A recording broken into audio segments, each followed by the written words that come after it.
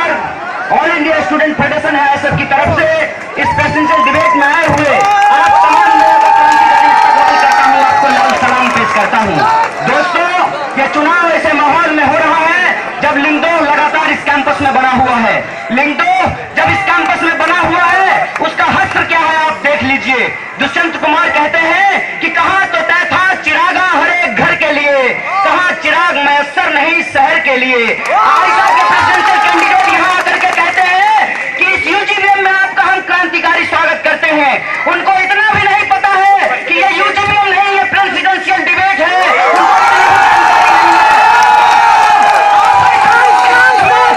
नेतृत्व देना चाहते हैं, इस बात को आपको 11 तारीख को तय करना पड़ेगा। हो सकता है दोस्त मरे, आप यूजीबीएम से बार बार भाग गए हैं, इसलिए आपको बार बार यूजीबीएम याद आता है।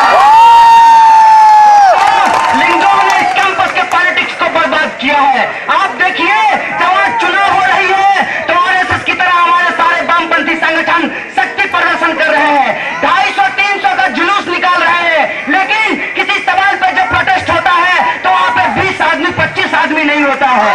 आपके लिए स्कूल का जीडीएम जाकर के देख लीजिए, वहां 10 या 15 लोग भी वहां नहीं होते हैं। तब इनसे पूछिए कि इन्होंने लिंगदो के कारण इस कैंपस के पॉलिटिक्स को कहां तक पहुंचा दिया है। दोस्तों, हमारा आप लोगों से एकमात्र अपील है कि आप सब लोग जब 11 तारीख को वोट करने के लिए जाइएगा तो आप वोट कीजिएगा, लिंगदो को डिफाई करने के लिए कीजिएगा। और हम आपसे अपील करते हैं कि आपका मैंडेट अगर हमको मिलता है तो हम इस कैंपस में अगला चुनाव अपने संविधान के हिसाब से कराएंगे, जेएनयू कॉन्स्टिट्यूशन के हिसाब से कराएंगे। दोस्तों, एक बात और हम कहना चाहते हैं, जब हम जेंडर सेंसिटिविटी की बात कर रहे हैं, हम जब जीएस कैस की बात कर रहे हैं, तब इस मंच से खड़े होकर मैं कम्युनिस्ट पार्टी ऑफ इंडिया के लीडर अतुल कुमार अंजान की कड़े शब्दों में निंदा करता हूं कि वो कभी भी उनके बारे में इतना घिनौना बयान देते हैं, उनकी मैं खड़े शब्दों से निंदा करता हूं। दोस्तों, आप सबको पता है कि इस कैंपस में पीछे जो लोग शंख बजा रहे हैं उनके द्वारा इस कैंपस में क्या किया जा रहा है। एसएलजीबीएम के अंदर एक मुसलमान कैंडिडेट से ही कुरान को कोट करवा करके, मिसकोट करवा करके हेट मॉन्गरिंग की जाती है, हेट स्पीच दिया जाता है। हम इस मंच से उसका कड़े शब्दों में निंदा करते हैं और एबीवीपी को बताना चाहते हैं कि सुन लो मेरे भाई, 56 इंच का सीना जिस तरीके से नकली है उस तरीके से तुम्हारा जुलूस नकली है, उस तरीके से तुम्हारा पॉलिटिक्स नकली है। ये हम तुमको बता देना चाहते हैं। साथियों, जब आप चुनाव हो रहा है तो इस बात को आज बहुत संजीदगी से समझने की जरूरत है कि चुनाव ऐसे माहौल में हो रहा है जब इस देश के अंदर लगातार सांप्रदायिक माहौल को बिगाड़ा जा रहा है। तब ऐसे समय में सिर्फ रस्मी तौर पर हम एबीवीपी को गाली देकर के अपनी जिम्मेवारियों से नहीं बच सकते हैं, सिर्फ हम आरएसएस को गाली देकर अपनी जिम्मेवारियों से नहीं बच सकते हैं। 7 तारीख को जब बिहार के अंदर सारे वामपंथी पार्टियों का कन्वेंशन हुआ तो बड़े शर्म से दीपांकर भट्टाचार्य कहते हैं कि हमको इसी दिन का इंतजार था। कॉमरेड, आपको इस दिन का इंतजार था कि इस दिन के अंदर बीजेपी की सरकार बन जाए, आपको इस बात का इंतजार था कि इस देश के अंदर एक सांप्रदायिक सरकार बन जाए। तब आपको लेफ्ट यूनिटी की याद आई है, लेकिन लेफ्ट यूनिटी की बात ऑल इंडिया स्टूडेंट फेडरेशन हमेशा से करता रहा है। और मैं आपको बताना चाहता हूं, 1970 में जब एसएफआई एसएफ से अलग हुआ, तब जब यहाँ पहला चुनाव हुआ तो एसएफ ने एसएफआई के साथ चुनाव लड़ा, और जब चुनाव हम साथ लड़े तब हम फ्री थिंकर को हराए थे और कॉमरेड प्रकाश करात पहले प्रेसिडेंट हुए थे इस कैंपस में, और कॉमरेड कमल में तो चुनाव पहले जनरल सेक्रेटरी हुए थे इस कैंपस में। हम हमेशा इस लेफ्ट यूनिटी के साथ खड़े हुए हैं, और हम जब भी लेफ्ट यूनिटी की बात करते हैं तो ये आयशा के लोग कहते हैं, और इनका एक घिनौना भद्दा और भोंडा मजाक निकलता है चुनाव के वक्त में जो अनहद गर्जे के नाम से जाना जाता है। वो कहता है कि ये लेफ्ट यूनिटी नहीं है, ये आयशा के खिलाफ यूनिटी है। कॉमरेड, क्या आप ये बोलते हैं कि आपकी भाषा जॉर्ज बुश की भाषा है? जॉर्ज बुश कहता है कि जो हमारे साथ नहीं है वो आतंकवाद के साथ खड़ा है। आज आयशा कह रही है कि जो हमारा क्रिटिसिज्म करेगा वो प्रशासन के साथ खड़ा है। हमको इस जॉर्ज बुश की भाषा को रिजेक्ट करना है, हमको इस मोदी की भाषा को रिजेक्ट करना है। दोस्तों, साथियों, जब ऐसे माहौल में चुनाव हो रहा है, जब एबीवीपी का एक कैंडिडेट खड़ा होकर के हमको सेकुलरिज्म समझा रहा है, हमको बता रहा है कि आपको हिंदू धर्म की रक्षा करनी पड़ेगी, तो मैं कहना चाहता हूं कि हिंदू धर्म की रक्षा करने का ठेका आरएसएस ने लिया है, बीजेपी ने लिया है। आज तक हमने सुना था कि धर्म इंसान की रक्षा करता है, ये एबीवीपी का कैंडिडेट उल्टी गंगा बहा रहा है। मैं इनसे पूछना चाहता हूं कि हिंदू धर्म में लिखा हुआ है कि कण कण में राम बसे हैं, लेकिन इनको राम कहां दिखाई देते हैं? इनको बाबरी मस्जिद में राम दिखाई देते हैं।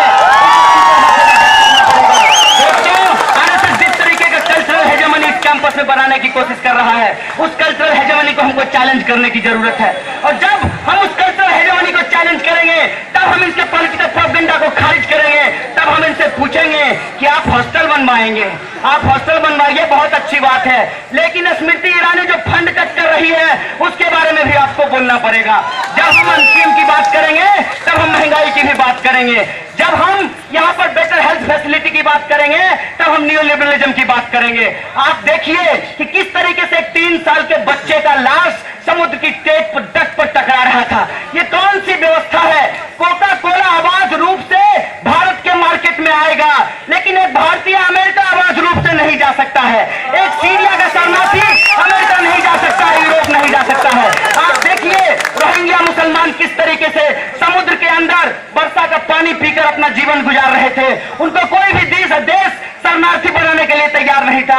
यह जो इंपीरियलिज्म का कुरूप चेहरा है, हमको आज उसको उखाड़ फेंकने की जरूरत है दोस्तों। लेकिन जब हम इसको उखाड़ने की बात करते हैं, तो एक बात हमको ध्यान में रखना पड़ेगा, हमको पहचानना पड़ेगा कि इस देश के अंदर रूलिंग क्लास कौन है। एनएसयूआई के एक कैंडिडेट आते हैं और कहते हैं बर्बाद गुलिस्तां करने को। सही कहा साथी, बर्बाद हिंदुस्तां करने को एक ही कांग्रेस काफी था।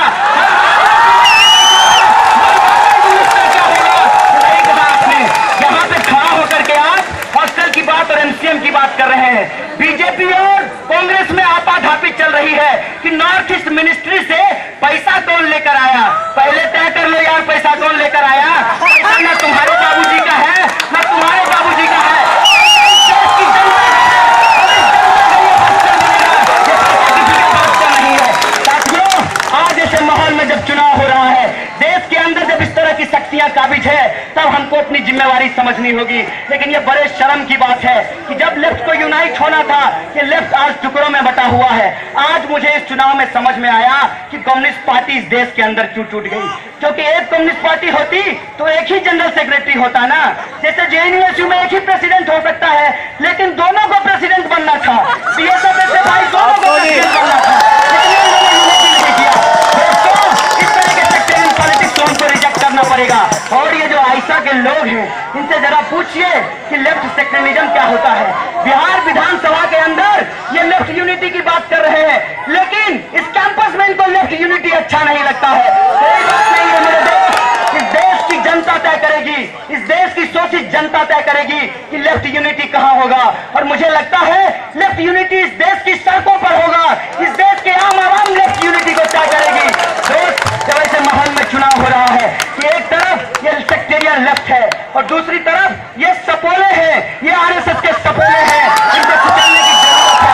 ऐसे माहौल में हमारा आप सब लोगों से अपील है, जब आप 11 तारीख को वोट करने के लिए जाइएगा, जब आप बेटर हेल्थ फैसिलिटी के लिए वोट करेंगे, जब आप हॉस्टल के लिए वोट करेंगे, जब आप मोर एमसीएम के लिए वोट करेंगे, जब आप जीएस कैश के लिए वोट करेंगे, तब आपके दिमाग में एक बात रहना चाहिए, ये जो भेड़िए की संतान, ये जो 56 इंच के सपोले इस कैंपस में घूम रहे हैं, इनको हमको रिजेक्ट करने की जरूरत है। साथ ही साथ ये जो बार बार बात को घुमाकर बोली जाती है, लोग कह रहे हैं कि आप अकेले क्यों चुनाव लड़ रहे हैं। दोस्त, हम समझते हैं कि लेफ्ट और प्रोग्रेसिव जनता को यूनाइट होने की जरूरत है, इसीलिए हम सारा कैंडिडेट खड़ा कर अपने लेफ्ट कैंडिडेट को नहीं हराना चाहते हैं। हम चाहते हैं कि इस बार के चुनाव में लेफ्ट को मैंडेट मिले, डिजर्विंग कैंडिडेट को मैंडेट मिले, ताकि जेएनयू परफॉर्म करे और जनता के मुद्दों को क्लिंच करे। क्लिंच नहीं करेंगे, हम इन सपोलों को नहीं हरा सकते हैं। अगर इन सपोलों को हराना है तो हमको जनता के मुद्दे को क्लिंच करना पड़ेगा। बंगाल का उदाहरण हमारे सामने है, बंगाल का उदाहरण दोस्तों हमारे सामने है। और ऐसे माहौल में जब चुनाव हो रहा है, जब पूरे तरीके से देश की पॉलिटिक्स को बर्बाद किया जा रहा है, तब हम जब कैंपस का इशू बात करेंगे, तब हम नेशनल पॉलिटिक्स की भी बात करेंगे, तब हम इंटरनेशनल पॉलिटिक्स की भी बात करेंगे। और ये जो लोग आज राजनीति को डीजेनरेट कर रहे हैं, उनकी पॉलिटिक्स को हम रिजेक्ट करेंगे। साथियों, एक अंतिम अपील के साथ मैं अपनी बात को खत्म करूंगा। ये लोग आइसा के लोग घूम घूम करके कह रहे हैं कि आप अकेले प्रेसिडेंट होकर क्या करेंगे। आप चंदू को भूल गए हैं, हमें चंदू याद है, क्योंकि Chandu all India student federation के लीडर थे। हम चंदू की